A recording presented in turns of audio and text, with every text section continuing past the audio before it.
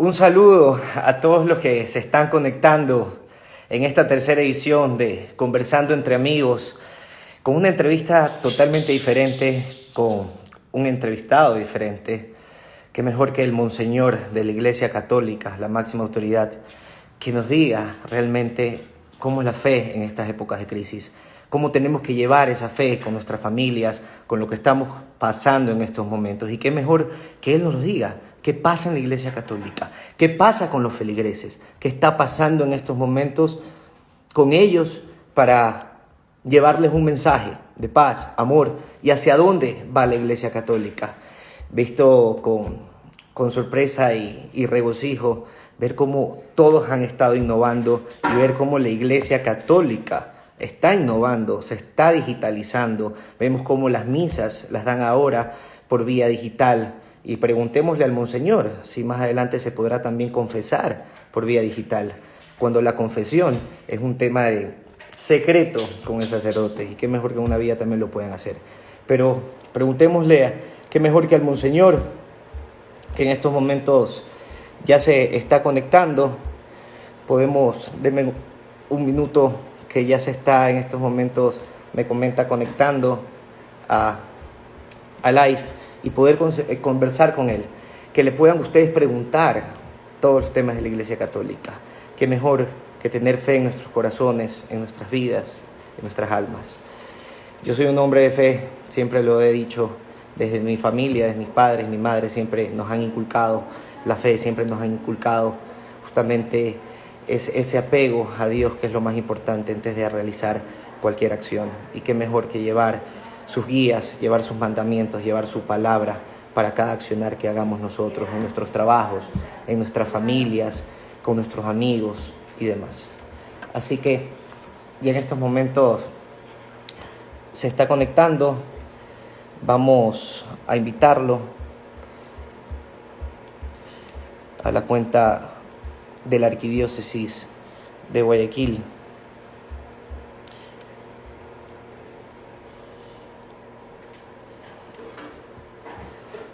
Esperemos que se conecten un momento. Emilio, saludos a todos, gracias por conectarse. Muy buena tu pregunta, en esto se lo diremos al Monseñor. Una de las preguntas que nos realizaron, por favor, envíennos sus preguntas que le quieran hacer a él durante la entrevista para que responda a todas sus inquietudes. Pregunten en la opción de preguntas o pueden escribirlos aquí en vivo para que puedan darle su mensaje al Monseñor.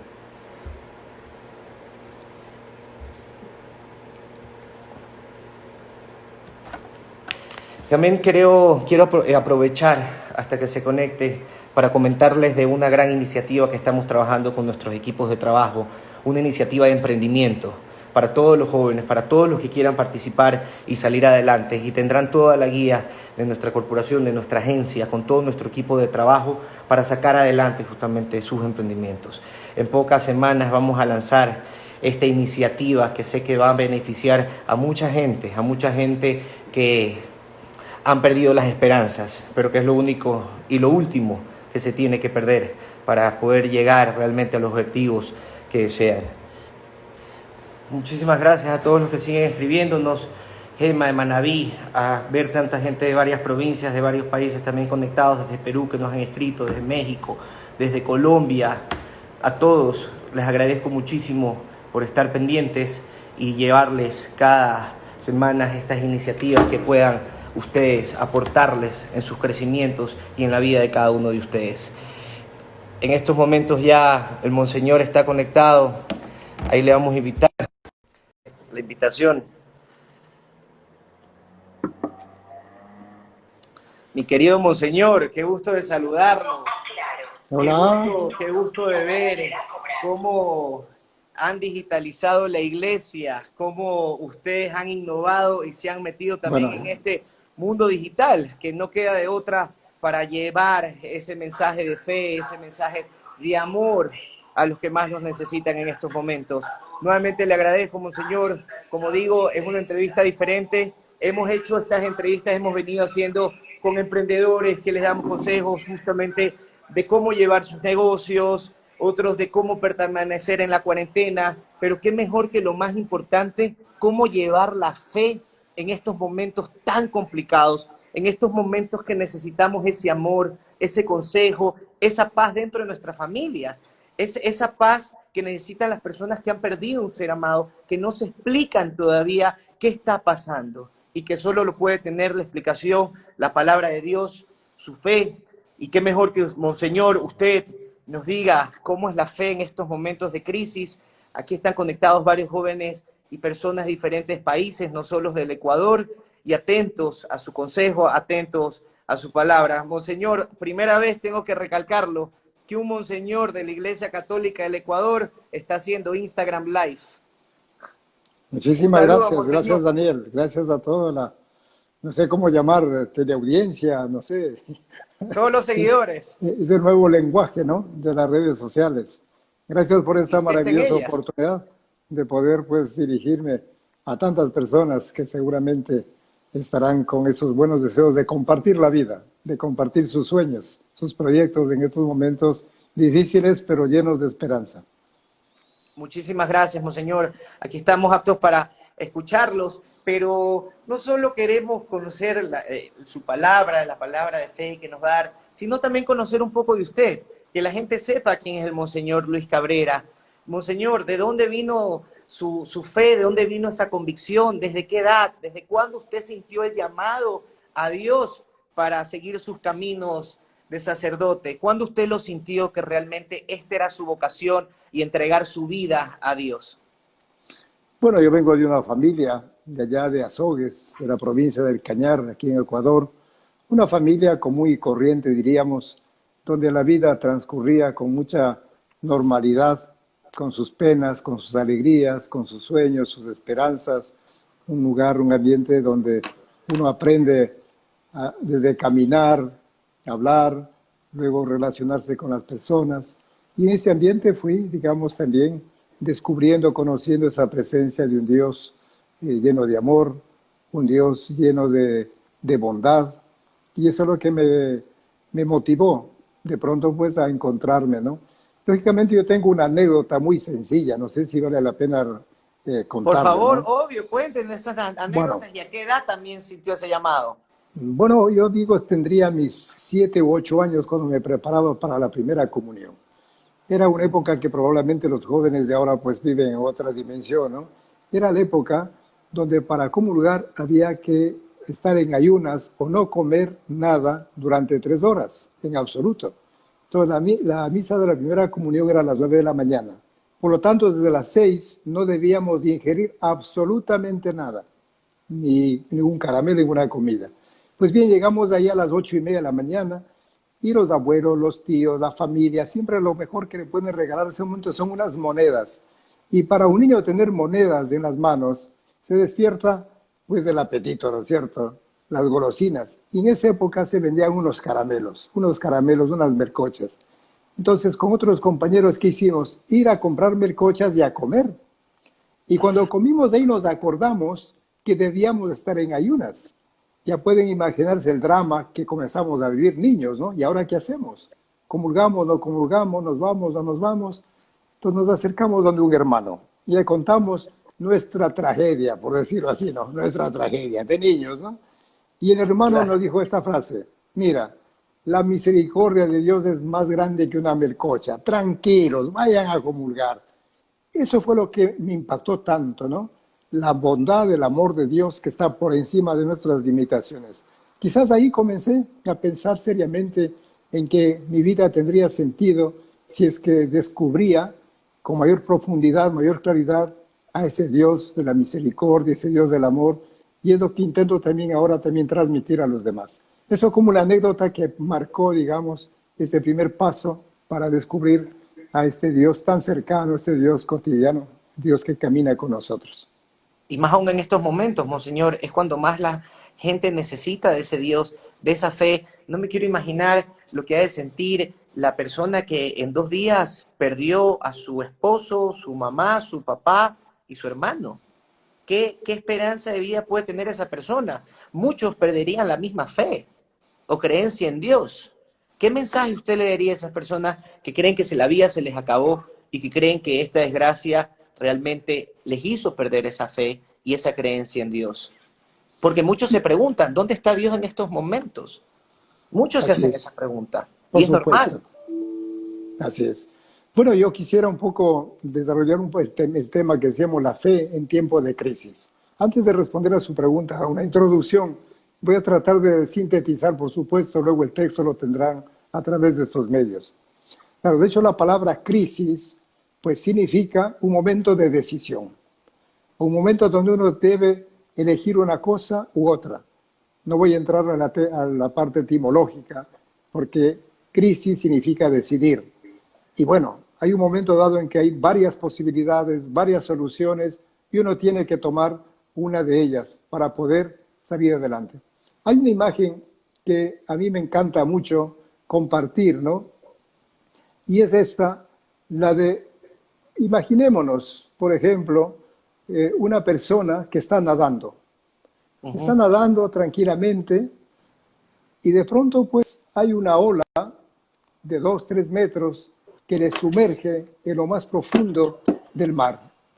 Entonces, en ese momento le quedan como dos opciones, o hundirse o flotar, morir o vivir. No hay más, no hay más alternativas. Si elige hundirse, no hará nada, permanecerá pasivo, se angustiará y hasta procesará, pero no pase de ahí. Su futuro se cierra para siempre.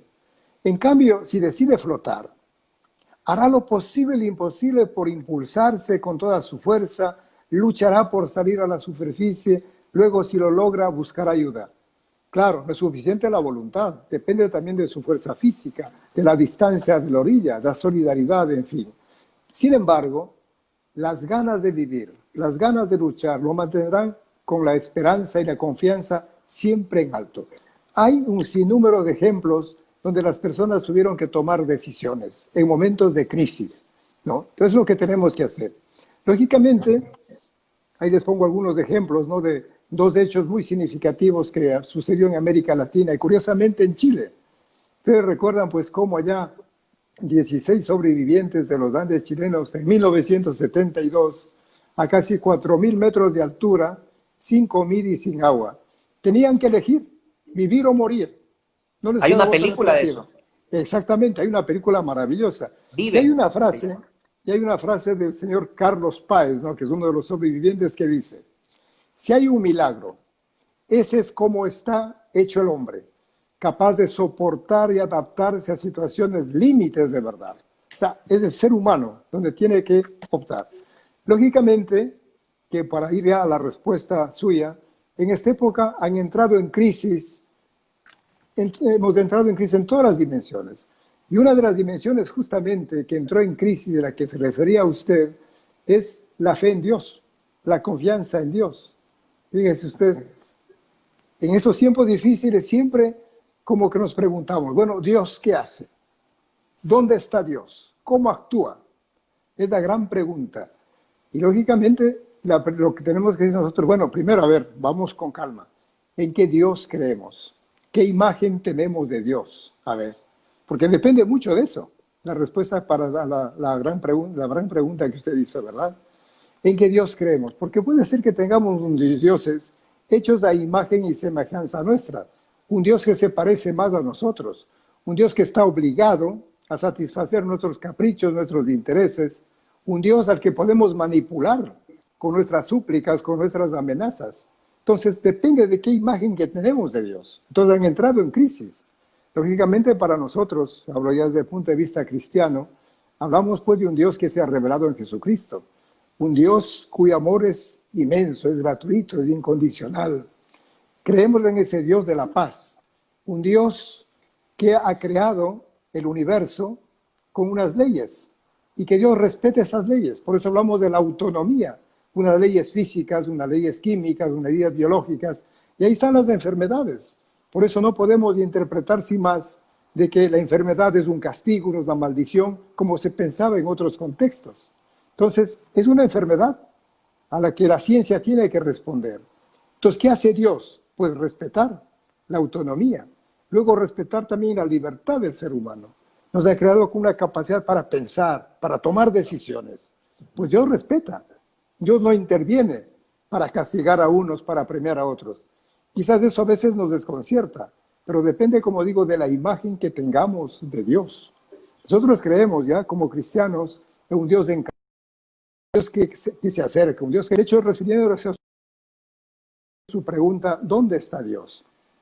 Para mí ha sido maravilloso el saber que Dios no solo está en el templo, no solo en la capilla, sino un Dios que está en la casa, en el hogar, un Dios que está en el hospital, un Dios que está en la calle, un Dios que está en el médico que está atendiendo, en los enfermeros, en el personal administrativo, ese Dios que sigue moviendo corazones de personas generosas, que se han solidarizado, que han hecho posible que llegue un pan, un alimento a la mesa de cientos y miles de personas.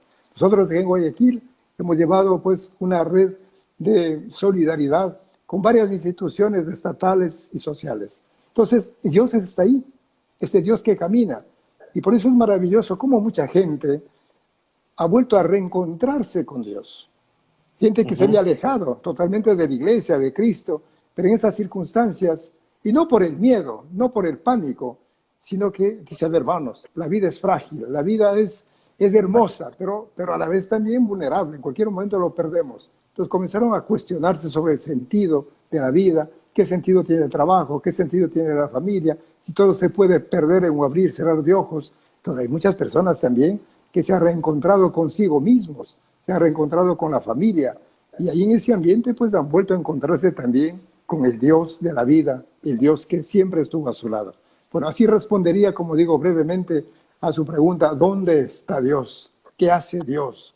Parece que nos ha olvidado. No, Dios está ahí. Quizás nosotros estábamos acostumbrados a encontrarlos en ciertos espacios, pero Dios rompe todos esos muros, rompe todos esos límites, y es un Dios más sencillo, más cercano, más humilde, un Dios que nos anima, un Dios que nos da la paz, un Dios que nos da esperanza.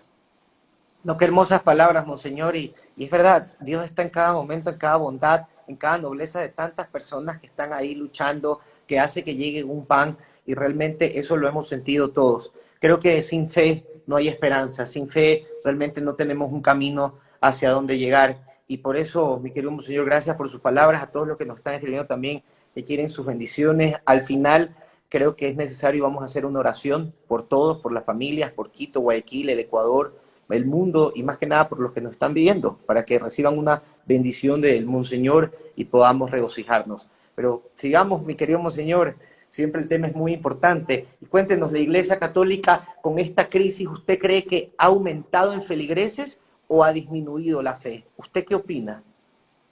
Bueno, yo no me preocuparía mucho por el número, si han crecido o han disminuido. Lo que sí he podido escuchar testimonios de personas que han comenzado a vivir su fe de una manera más intensa, más profunda, con mayor seriedad. Yo creo que ese es el testimonio para mí que realmente me ha llegado al corazón. Saber personas que desde lo sencillo, desde lo cotidiano, pues descubrieron a ese Dios, a quien amaban quizás sin conocerlo, a quien se dirigían sin saber quién era. Entonces, por eso no me preocupa tanto el número, sino quizás la calidad de vida, la intensidad, porque eso va a ser lo que contagia, lo que ayuda a los demás a descubrir pues la fe. De hecho, vea, fíjese qué curioso, ¿no? Hoy el coronavirus se transmite vía contagio y por eso tenemos que nosotros cubrirnos con las mascarillas, el lavado de manos, la distancia social, todo eso, ¿no? Ya el Papa Francisco también utilizaba la expresión del contagio y decía, la fe se transmite por contagio, el amor se transmite por contagio, ¿no? O sea, todo lo que es vital tiene que contagiarse. Inclusive había la comparación de que el amor es como la tos, se comunica, se contagia, igual que la tos. Miren, cómo esas imágenes ya estaban. Entonces yo pienso que la fe, una persona convencida es capaz de convencer. Entonces no hace falta mucho hablar, muchos discursos, muchos argumentos para tratar de defender su fe. Es la vida, es la vida. Yo digo, por ejemplo, ahora mismo muchas personas, que y puedo decir hasta nombres, pero mejor por respeto no lo hago, que estaban alejados. Inclusive pues decía, pero ahora al encontrarse ahí con otras personas que con generosidad, con bondad, comparten la vida y dicen, no, eso es lo que buscaba. Pues aquí está Dios. Ese es No, el y como Dios dice que aquí amaba. María Susana, que nos está siguiendo, Jess, dice, este amor ha contagiado a los ateos, católicos, de diferentes religiones, pero si nos damos cuenta, en estos momentos no importa eso, importa el amor, que es el significado de Dios, el amor a la ayuda, el amor entre hermanos. Usted ve ahora, ya una llamada no es, oye, tal cosa o cosas superficiales, sino ahora ya es, cómo está tu familia.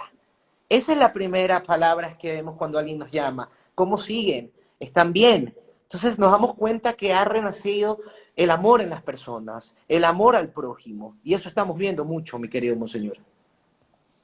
Sí, sí, de hecho, pues comparto plenamente con lo que usted acaba de decir, ¿no? Quizás esa especie de añoranza de estar junto con los demás, con los amigos, con la familia, de compartir, y a la vez el anhelo, esa búsqueda, el deseo de volver a estar. Eso es lo que ayuda también a encontrarse con Dios. O sea, no podemos separar nosotros el amor a Dios y el amor al prójimo. Lamentablemente, utilizo esa palabra a propósito, a veces la limitación humana es que fragmentemos, que separemos, que el amor de Dios vaya por un lado y el amor del prójimo por otro lado. Caemos en una especie de espiritualismo desencarnado, que nada tiene que ver pues con la vida, o también nos vamos por otro lado donde negamos la presencia de Dios. Pero para nosotros, desde una visión unidad, el amor a Dios y el amor al prójimo son inseparables. Entonces yo creo que eso es también algo fundamental. Claro, me viene a la mente un pensamiento que a lo mejor podemos discutir, ¿no? Pero dice así, me busqué a mí mismo y no me encontré. Busqué a Dios y tampoco le encontré.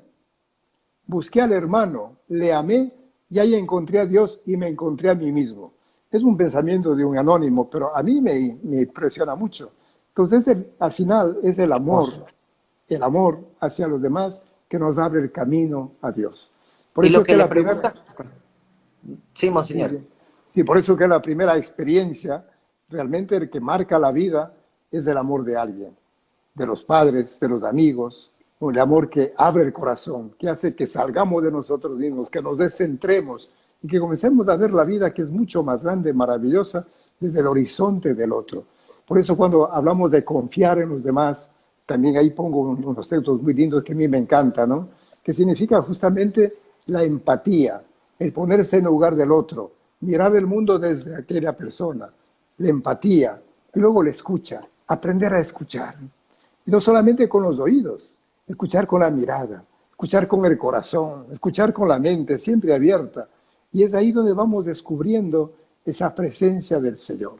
Yo creo que una de las misiones clarísimas que he ido entendiendo ahora, como nosotros ya como cristianos, es ayudar a que las personas descubran que son hijos de Dios, que hay pues una huella divina una huella divina en su existencia. Y eso es basta. Y a partir de ahí la vida cambia. Pero es en el encuentro, en el contacto, es ahí en esas expresiones de cariño, de acogida, de compromiso, donde el otro sabe que uno se juega la vida. Y creo que las palabras que han llegado al corazón a través de sus medios realmente han cambiado la vida. Por eso decimos, es verdad, los medios son virtuales y hay que aprovecharlos al máximo, pero la palabra llega al otro lado, llega al corazón, llega a la mente, llega a la vida, porque no es una palabra vacía, es una palabra que está cargada de amor, cargada de una presencia que es el amigo, es el vecino, de alguien a quien queremos, a quien amamos. Amén. Y por eso, miren, y muchos están preguntando, y también Liz Sánchez le pregunta, como muchos, que dicen, ¿qué hacemos si nosotros nos alejamos de Dios y en estos momentos necesitamos de Él, pero nos sentimos mal de que estuvimos tanto tiempo alejados? ¿Cómo podemos volver a Él? Dele ese mensaje a tanta gente que piensa que porque estuvo alejado o porque rechazó a Dios y en estos momentos de crisis buscarlo es malo, pecado, cuando no es así. Dios está en todos momentos. ¿Qué mensaje usted le daría a todas estas personas que están preguntando esto, monseñor? Bueno, que lo primero que eso nos recuerda es que no tanto uno tiene que buscar a Dios. Es Dios quien sale a nuestro encuentro. Es Él quien está buscándonos. Hay una expresión en Apocalipsis 3 que dice, a mí me encanta, dice, he aquí que estoy a la puerta y llamo. Si alguien me abre, entraré y cenaré con Él. Entonces, mire, es un Dios que está tocando puertas, un Dios que siempre nos ha estado buscando. ofreciéndonos ¿qué cosa? Su amor, su misericordia, su bondad, su ternura. Entonces, ¿qué hacemos? Abrir las puertas, permitir que Dios entre en la mente, en el corazón, en la vida. Eso es lo que hacemos. Y ahí pues Dios nos inundará de su amor, de su misericordia. Es que hay tantos pasajes bellísimos del Evangelio, por eso la invitación es volver al Evangelio. Piense usted solamente en esa parábola que llamamos del Padre Misericordioso, de aquel hijo pródigo que regresa, después de haber despilfarrado todos sus bienes. El Padre no tiene una sola palabra de reproche, una sola palabra de condena en absoluto. Él se arrepiente y más cosas, ni siquiera le escucha, me atrevería a decir, porque mientras él es arrepentidísimo, dice, vea, hay que hacer una fiesta, preparen el mejor ternero, y anillos al dedo, y sandalias a los pies, y venga la música, y como decimos en nuestro lenguaje, y venga la pachanga, y venga la alegría. O sea, es un Dios que se alegra por la vuelta de sus hijos. Entonces, no tenemos por qué tener recelo, por qué tener miedo. Es no experimentar el amor de Dios. El amor de Dios realmente es inmenso. Por eso hablamos de un amor gratuito, un amor que no se fija en nuestros méritos, en nuestras cualidades, un amor que no está pensando cómo castigar, cómo destruir al otro. Imposible, imposible. Por eso que ya San Juan nos va a decir en qué consiste el amor de Dios. No en que nosotros hayamos amado a Dios. No, dice, no, eso es no. Sino en qué consiste, en que Él nos amó primero. Él nos buscó. Eso es lo que tenemos que experimentar. Un Dios que nunca nos abandonó. Un Dios que jamás nos dio las espaldas, pero que supo respetar nuestra libertad. Y respeta profundamente. Y por eso es que jamás Él nos ha castigado. Jamás Él pues nos ha destruido, ¿no? Pero en el momento que uno experimenta el amor de Dios, exactamente, cuando uno experimenta el amor de Dios, lo único que puede decir, oiga, cuánto me perdí, cuánto me perdí. Oiga, no seamos necios, no seamos pues, no sé, qué otra expresión no me viene a la mente, ¿no? Como duros de corazón. Oiga, pues si el amor de Dios es gratuito, bueno, seamos tercos, es una palabra fuerte, ¿verdad? Dice, oye, abre el corazón, experimenta, deja que Dios entre en tu vida y haga maravillas, cosas extraordinarias, pero no por arte de magia, por supuesto, ¿no? Porque a veces creemos también que Dios nos soluciona los problemas. Dios no nos soluciona los problemas. ¿Por qué? Porque nos ha dado inteligencia, nos ha dado voluntad. Oiga, pues Dios es feliz, es que nosotros utilizamos la inteligencia. Igual que el papá y la mamá. Fíjese, si el papá y la mamá tuvieran que siempre hacer las cosas de su hijo, sería fatal. Pues yo creo que el padre y la madre es feliz cuando ve que su hijo camina, corre, salta, ya sabe leer, ya puede escribir cosas maravillosas, y ahora está pues ya comunicando a través de la radio, la prensa. Oiga, qué feliz de la vida. Entonces Dios no nos quiere infantiles, no nos quiere niños, quiere gente adulta, gente que nos valgamos por nosotros mismos. Ese es el Dios. Por eso es que ahora hay que buscar soluciones, hay que buscar alternativas, hay que pensar. Por eso yo concluyo esta breve reflexión con una expresión que a mí me encanta. En las épocas de las crisis es cuando se despierta la pasión por vivir. En la época de crisis es cuando se despierta la creatividad para buscar nuevas soluciones, o también la audacia para abrir nuevos caminos. Eso somos como hijos de Dios. Entonces, aprovechar este momento. Alguien dice, bueno, ¿y después de la pandemia qué? Depende de nosotros. La pandemia ya pasará, como han pasado otros momentos, pero depende de nosotros, de que realmente cada uno diga, yo quiero vivir de otra manera, quiero ser una persona que se conduce de diferente forma. ¿Y cómo? Más generoso, más alegre, lleno de esperanza, lleno de vida, más solidario. En fin, cada quien sabe lo que puede y debe ponernos, ¿cierto? Mi querido monseñor, he tenido diferentes tipos de entrevistados y no se imagina cómo en cambio ahí he querido hablar, debatir, tocar temas, pero usted me deja sin palabras, como le deja sin palabras a todos los que nos están viendo, con esas palabras de amor, con esas palabras de esperanza, y que son totalmente ciertas, porque sin el amor de Dios nosotros no somos nada, sin el amor de Dios no tenemos alma, no tenemos razón, no tenemos ser, la sencillez, el amor al prójimo. Y es verdad, esta crisis nos ha dado hambre de vivir, monseñor. Todos queremos vivir. Amor a la vida, amor a Dios, amor a la fe. Y también, mi querido monseñor, aquí preguntarle que me escriben, ¿qué sintió usted cuando el Papa Francisco lo designa arzobispo?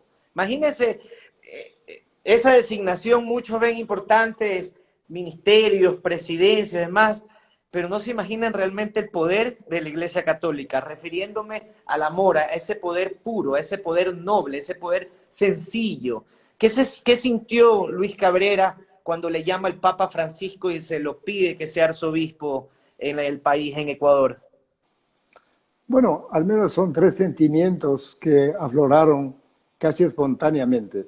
Primero, un sentimiento de sorpresa, como que dice, ¿cómo así? ¿Cómo fue? ¿Lo llamaron? ¿Usted dónde estaba? Que a la Bueno, gente le gusta detalles, monseñor. Por eso te va a hacer una entrevista diferente. bueno, yo estuve en Roma, hacía parte del Consejo General de los Franciscanos. Y un día, pues, el ministro general me dijo, mira, sabes que tienes que ir donde el presidente de la Congregación de Obispos, el cardenal Juan Bautista Re, él tiene algo que decirte. Digo, ¿pero qué? No sé, él tiene que decirte algo. Así es que fui allá, no me olvido nunca del 20 de marzo del 2009, y cuando llegué allá, y me dice, mire, el Papa emérito Benedicto XVI ha pensado en usted para que vaya a Cuenca. Entonces yo dije, bueno, pero si él no me conoce, ¿cómo me va a pensar? Se rió, ¿no? Y dice, no, tranquilo. Dice, bueno, pero usted es libre para decir sí o no. Pero tiene que dar razones fuertes pues, si dice que no. Dije, claro, tengo algunas razones. Seguramente le voy a convencer. Y dije, ¿cuáles? Primero, yo no soy preparado para ese servicio. No soy preparado. Nunca he hecho ni un taller ni una conferencia en absoluto, ¿no? Nada. Entonces él me dijo una frase que es la que me ha ayudado hasta ahora. Tranquilo, a ser obispo se aprende con el pueblo. Más aún, el pueblo le enseñará a ser obispo. Así es que tranquilo. Otra objeción. Hermoso. Dije, bueno, mi salud no es de las buenas. Me dijo, seguramente en Cuenca hay buenos médicos. Tranquilo, no pasará nada. Otra, hasta ahí llegué. Entonces, bueno, bueno, eso fue el diálogo, ¿no? Con este cardenal Rey. ¿Y qué es lo que me ha marcado también?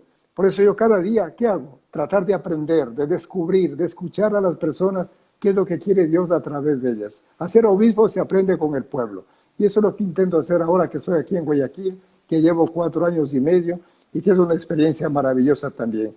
Y por eso en esta época también ha sido un aprendizaje, a veces doloroso, porque no sabíamos qué hacer, llenos de incertidumbres, pero llenos de esperanzas también.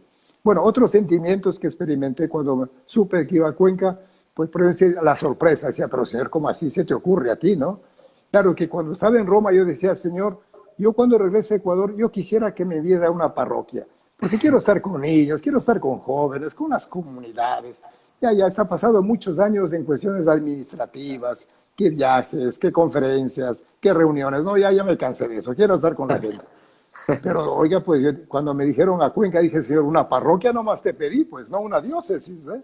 Bueno, las sorpresas. Pero también, claro, sentía el temor, por supuesto. Decía, Señor, ¿y ahora? ¿Podré, no podré? ¿Seré capaz, no seré capaz? Pero claro, esas palabras del cardenal Rey me animaban, decía, no, a ser obispo se aprende con el pueblo, con la gente. Así es que tranquilo, ánimo, ¿no? Y luego también ya ese sentimiento de confianza, de seguridad en el Señor. De saber que Él siempre pone a las personas justas en los momentos oportunos.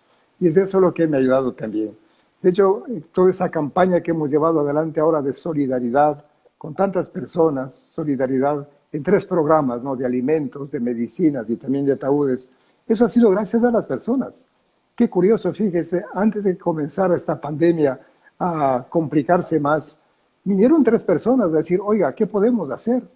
Y dije, oiga, pues a pensar en cómo podemos alimentar a las personas, ¿qué más podemos hacer? Eso es lo que vemos con claridad.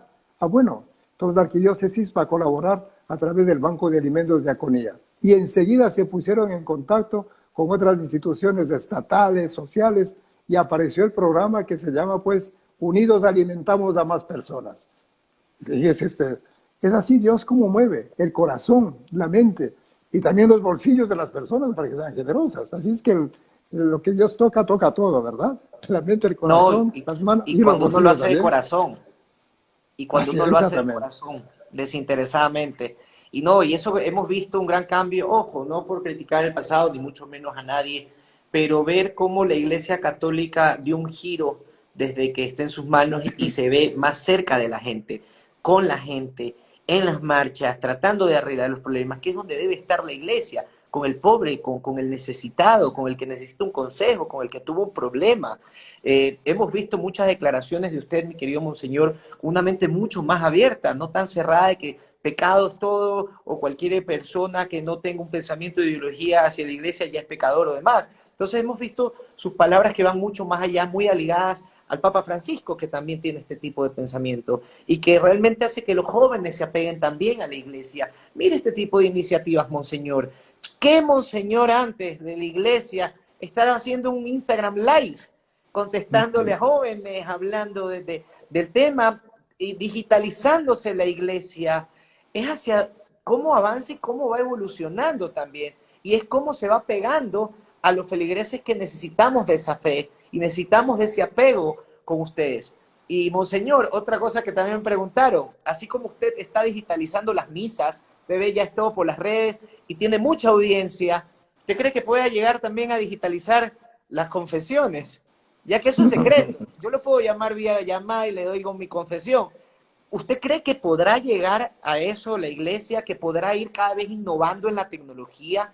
Porque esto va a ser un proceso, Monseñor. No es que ya pasamos a verde o amarillo y se van a llenar las iglesias o demás, como estamos viendo en muchos lugares públicos, que va a ser un proceso. ¿Usted cree que durante ese proceso ustedes van a seguir teniendo cambios digitales, como lo que le estoy diciendo, una confesión digital con su sacerdote? Bueno, lo primero que hay que decir es que no dejan de ser medios, unos medios extraordinarios, maravillosos, pero siempre medios. Y nunca van a reemplazar a la presencia, a la cercanía, al cariño, jamás. Eso yo creo que también es importante para no perdernos, ¿no? Porque si no ya podemos llegar a la conclusión de que los medios son lo máximo y nos olvidamos del autor, del ser humano, de la persona que siente, que ama, que quiere, que busca. Entonces lo presencial siempre será. Y cuando hablamos ya en el mundo religioso, por utilizar así, pues es la comunidad.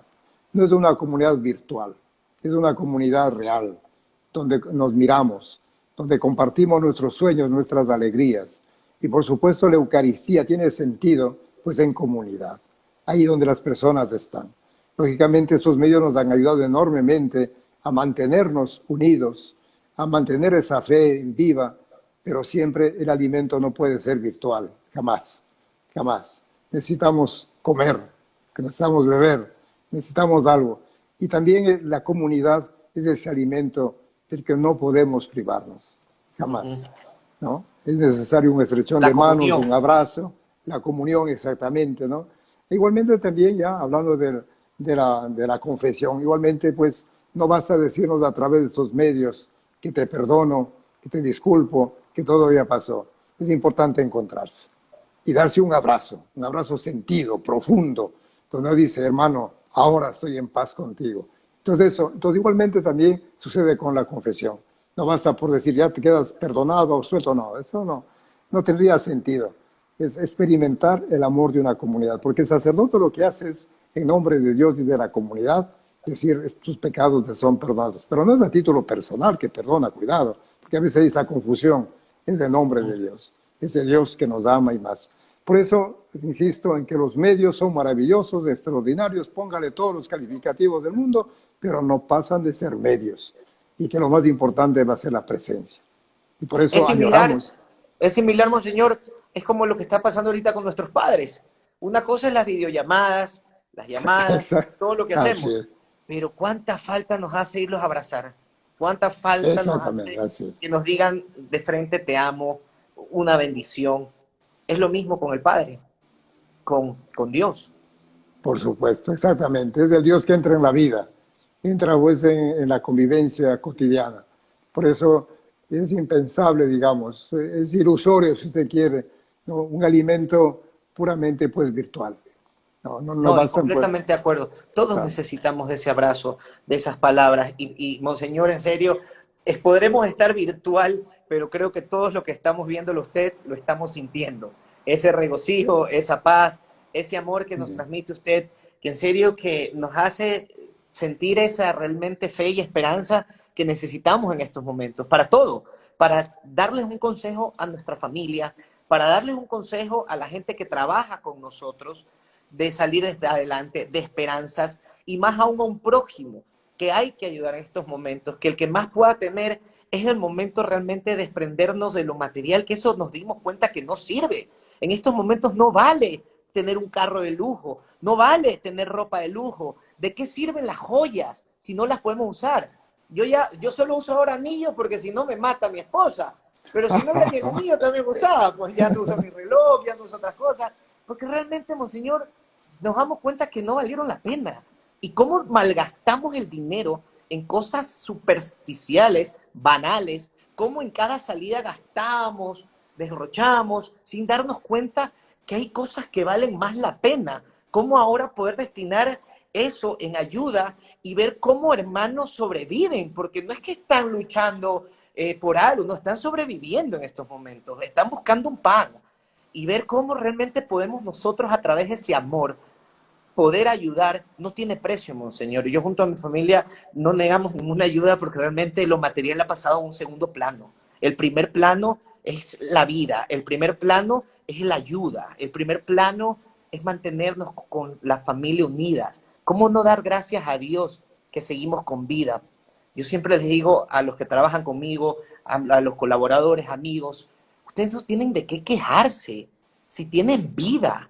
Sin la vida, quéjense. Sin la vida no pueden llegar a los logros. Pero si Dios les ha dado la vida, ¿por qué no retribuirla con nuestro prójimo?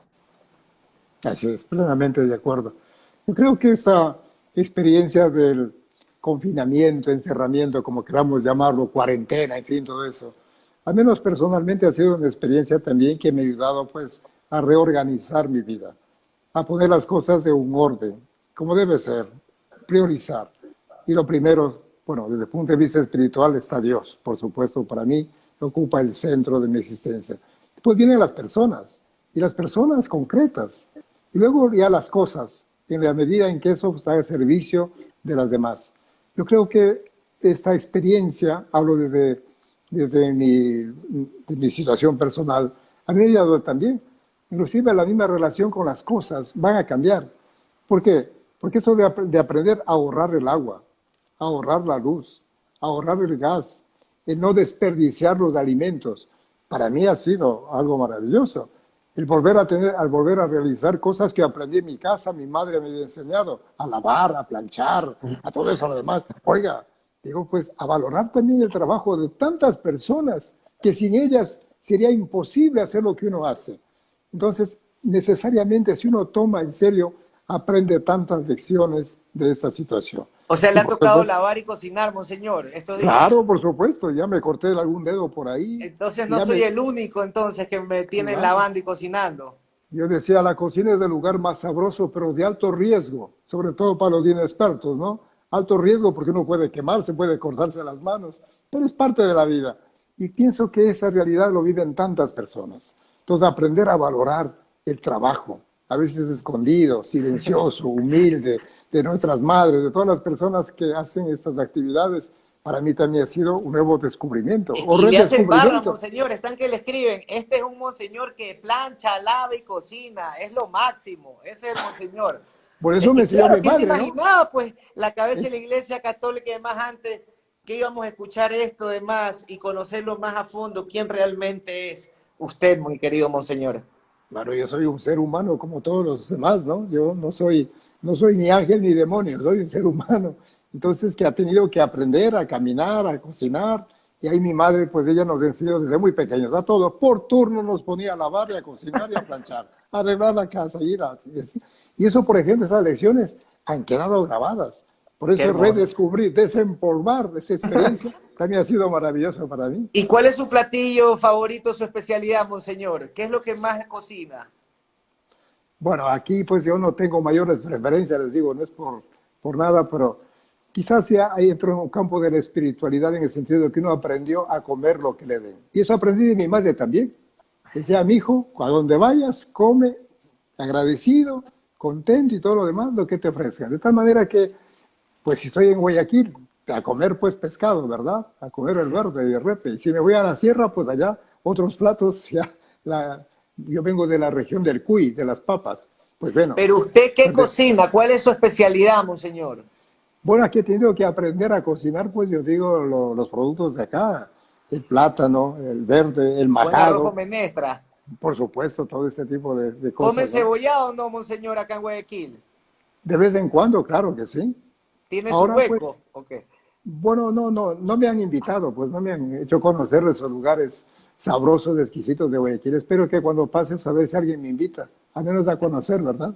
Aquí lo que más está que le escriben que le van a invitar y demás. Y qué hermoso poder conversar de esta manera, en serio, con el monseñor de la Iglesia Católica y que conozcan esa parte humana. Como usted mismo dice, soy común y corriente, como cualquiera otro. Y por eso también le han hecho unas preguntas también que quieren saber comunidades, monseñor. Aquí no se me va a escapar hasta no responderles a ellos.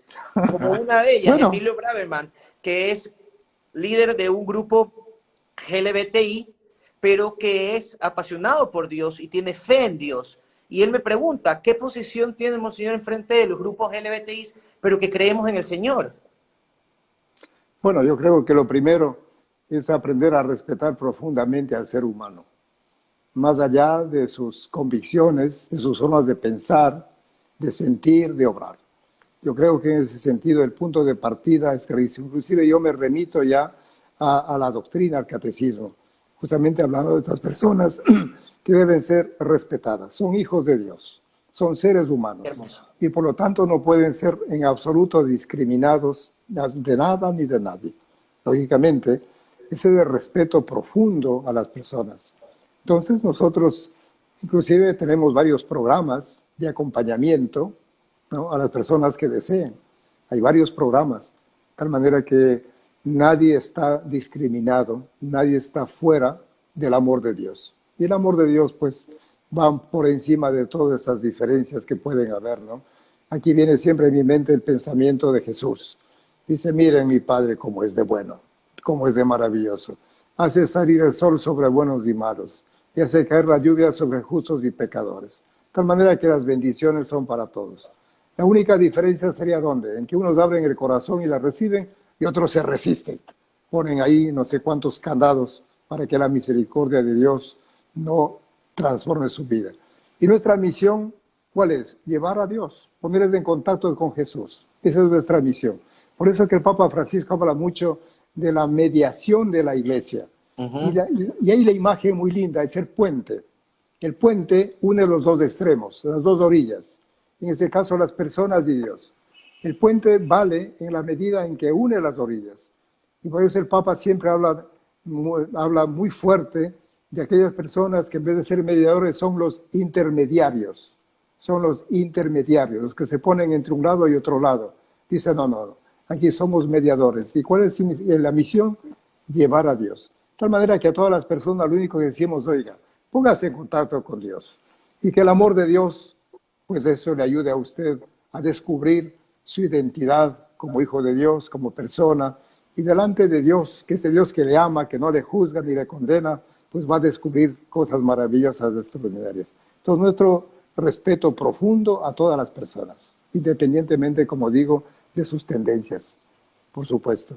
Y aquí tenemos, hay varias, repito, varias iniciativas de acompañamiento, varias iniciativas también para estar con todas estas personas, para que no se sientan de ninguna forma discriminadas. No, y muchísimas gracias para que se den cuenta que más puede el amor que cualquier cosa. Aquí también pregunta Tim Pujeros, querido monseñor, ¿qué hace usted en sus tiempos libres, en sus pasatiempos? Bueno, les cuento que ahora aparentemente tenía más tiempo. Sin embargo, no ha sido así. Si yo Nos digo, pasa a todos. exactamente, ya desde las 6 de la mañana uno tiene que levantarse, tener todo listo a las 7 de la Eucaristía, y luego pues ahora hemos tenido varios encuentros a través del Zoom, pero ha sido también el coordinar a través del teléfono y más, para que toda esta campaña de solidaridad que hemos llevado adelante continúe. De hecho, esta Así mismo fue tarde para estar en vivo en Instagram. Monseñor se bajó el Instagram, está interactuando también con los seguidores para que se den cuenta cómo cada vez innova más la Iglesia Católica y sus líderes, y eso nos hace, Monseñor, a que estemos más apegados a usted. Mire cómo le escriben, cuando nos hubiésemos imaginado, lo que repito, tener al Monseñor de la Iglesia Católica en un Instagram Live. Ya. Sí, entonces, claro, han sido muchas ocupaciones, muchas cosas, pero lógicamente cuando me queda un tiempo libre, me gusta leer, escuchar música, a veces también caminar, y bueno, pero son pocos los momentos que me quedan para eso. Monseñor. Y claro, me gusta mucho, y desde muy pequeño he sido muy amiguero, muy amiguero. Yo me acuerdo, mi mamá me decía siempre, oye, perdónenme la comparación, ¿verdad? No es ecológica. Decía, pues mira, tú te pareces a los perritos. Decía, mamá, ¿de qué me está diciendo? Porque a dónde vas te enseñas y te quedas ahí. Y era verdad. Me iba donde mis vecinos y me quedaba jugando ahí con los muchachos. Me iba donde mis hijos y me quedaba allá. Después me acordaba que tenía que volver a la casa, ¿no? Entonces la amistad es uno de los grandes valores. Entonces poder visitar a los amigos, disfrutar con ellos la vida, compartir sus momentos. Pues quizás eso es lo que en los tiempos libres, para ver si me quedan, ¿verdad? Para poder estar ahí. No, y por eso aquí queremos aprovechar el tiempo con usted, Monseñor, y estamos a pocos minutos de terminar este hermoso live. Imagínense cómo se va tan rápido el tiempo con usted.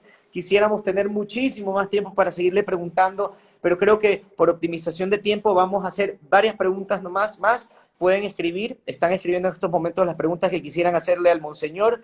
Y al final, una última para que nos bendiga con una oración a todos y nos mande la bendición, mi querido Monseñor.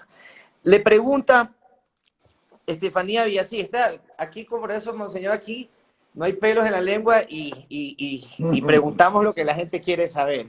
Pregunta Estefanía Villasís, ¿qué castigos tiene la Iglesia Católica con los sacerdotes que se les descubre el ser pederastras, la pedofilia?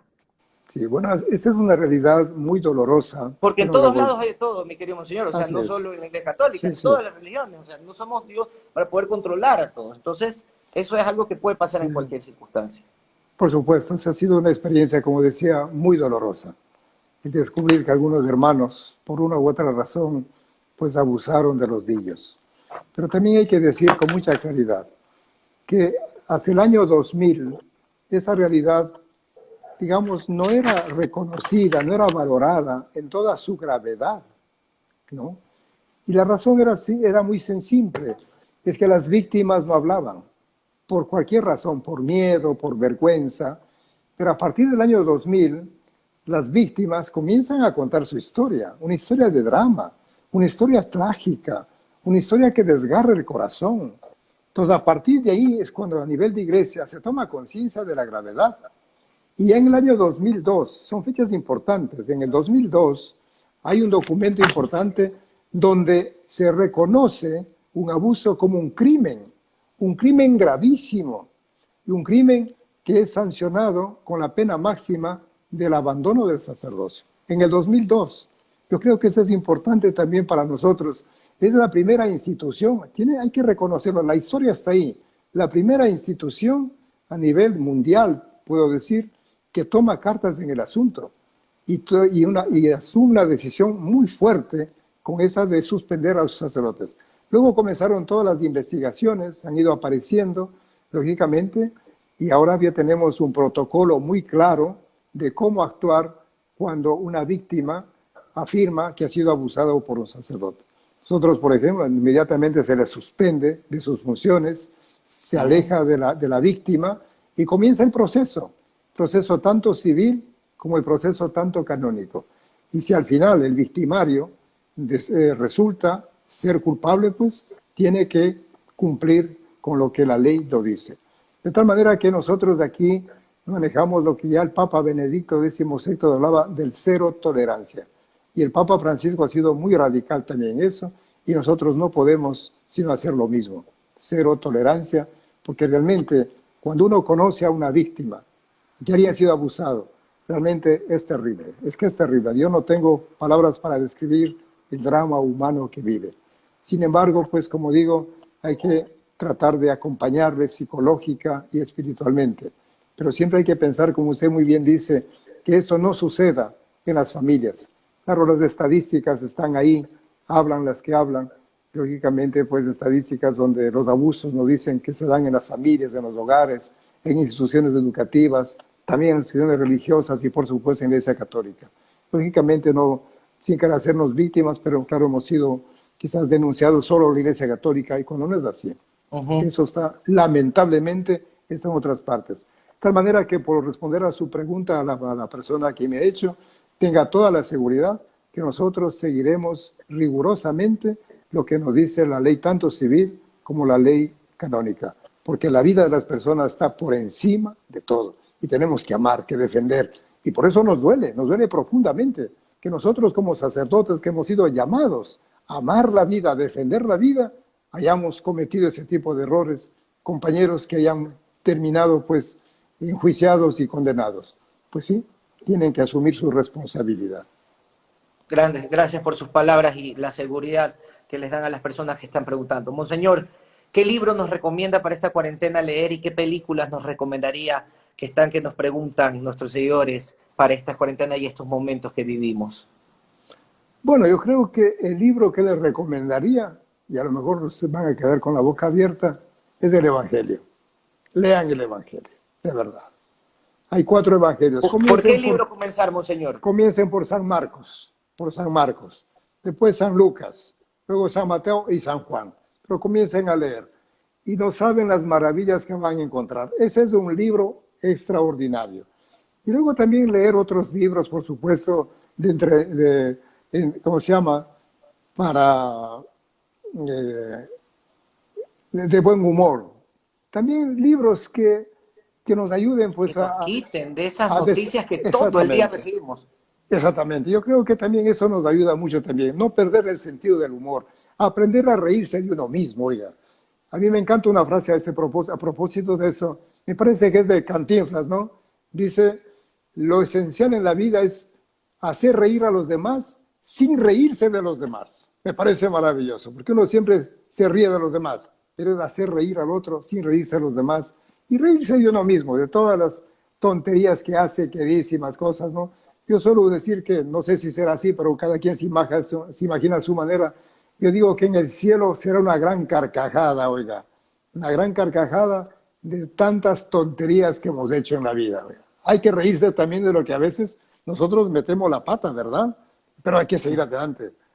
Si uno mete la pata hay que sacarla y seguir adelante, hay que rectificar, ¿no? Y reírse de nuestras, perdonen la palabra, tonterías a veces que decimos, que hacemos, ¿verdad? Y seguir adelante. Así es que no perdamos el sentido del buen humor. Yo creo que aquí hay una oración, ojalá se encuentre rapidísimo usted ¿cómo se llama? En internet, ¿no? Es la oración del buen humor de Santo Tomás Moro, que el Papa Francisco pues reza o lee todos los días. Dice, para ir a dormir en paz, yo rezo esa oración del buen humor. Y dice, pues Señor, dame el buen humor. Bueno, primero dice, dame comida, ¿no? Para poder disfrutar de la vida. Comienza así. Entonces yo creo que por ahí podríamos ir. El Evangelio. Yo sí creo que el Evangelio no podemos dejarlo de lado. Volver a desempolvar el Evangelio. Encontrar la frescura, la bondad, la belleza que tiene el Evangelio. Y ahí está. Yo creo que a partir de ahí vengan todos los demás libros de ciencia, de teología, de literatura, todos los libros de filosofía que también son importantes, ¿verdad? Pero que no les falte pues algún libro de buen humor también ahí junto a su almohada para que duerma con una sonrisa y despierte con una esperanza. Monseñor, sí, disculpe, ahí me escuchan. Si ve, la tecnología a veces también no nos deja desarrollar completamente. Imagínense, 1 hora y ya nos cortó y nos mandó directo la tecnología cuando queremos hablar más y poder llevar el mensaje a tanta gente. Pero lo importante es que nos volvimos a conectar. Bueno, primero recordar lo que significa la palabra bendecir. Es muy simple, es decir bien, hablar bien. Lo contrario es maldecir, hablar mal. Entonces, cuando decimos que la bendición de Dios, decir, oiga, Dios siempre habla bien de sus hijos, siempre. Igual que para un padre no hay hijo malo, para Dios jamás puede haber un hijo, por más pervertido que sea su corazón, es su hijo. Y por eso pienso que Dios también sufre, y sufre profundamente. Eso lo demostró Jesús, no me estoy inventando yo.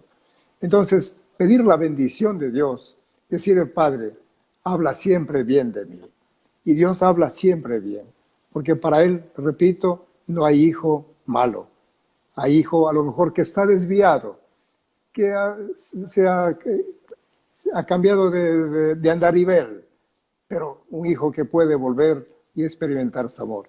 Por eso quisiéramos pedir al Señor que esta noche colme de bendiciones a todas las familias, a los niños, a los jóvenes, a las personas enfermas, a las personas ancianas, de una manera especial a aquellos que están en los hospitales. Que Dios siga bendiciendo las manos del corazón de los médicos, de las enfermeras, de todo el personal administrativo de los hospitales. Que Dios bendiga también la bondad, la generosidad de otras personas que están compartiendo el pan. Que bendiga, que multiplique, no solo el 100 por 1, sino el 1000 por 1. Esa es la bendición de Dios. Y que seamos nosotros bendición para los demás. Que nuestra presencia sea una gracia para los demás. Que nuestra palabra sea siempre para iluminar, para infundir aliento, esperanza en los demás. Que el Señor nos bendiga en nombre del Padre, del Hijo y del Espíritu Santo. Amén. Y no podemos irnos sin una palabra a María, la Madre de Dios, la Madre de Jesús. Gracias a esta mujer, a su bondad, a su fe, hizo posible que Jesús estuviera con nosotros. Por eso también que María nos acompañe siempre. Que ella pues esté en nuestros corazones. Donde está Jesús está María. Así es que no tenga miedo a María. Y concluyo con esto que decía el Papa. Un cristiano sin María es un cristiano huérfano. Oiga, no seamos huérfanos. Tenemos una madre, tenemos un padre, tenemos un hermano, tenemos Espíritu Santo. Así es que con María, que el Señor nos acompañe siempre. Un abrazo y gracias a ustedes. Gracias de corazón. Monseñor, gracias por sus palabras y gracias a todos los que nos están siguiendo. Hemos recibido unas hermosas bendiciones y palabras del Monseñor Luis Cabrera. Esperamos seguirles llevando temas enriquecedores que lleguen a sus familias y a sus entornos para esta lamentable crisis, pero que solo juntos, con amor, con fe, esperanza, saldremos adelante. Muchísimas gracias por este tercer Conversando entre Amigos con un invitado tan especial como es el Monseñor Luis Cabrera. Ha sido un honor realmente tenerlo, mi querido Monseñor. Ha sido un Daniel. live especial. Muchísimas gracias, Daniel. Saludos en casa, a su esposa, a su papi. Bendiciones a todos. Gracias. Un abrazo. Cuídense. Chao, chao.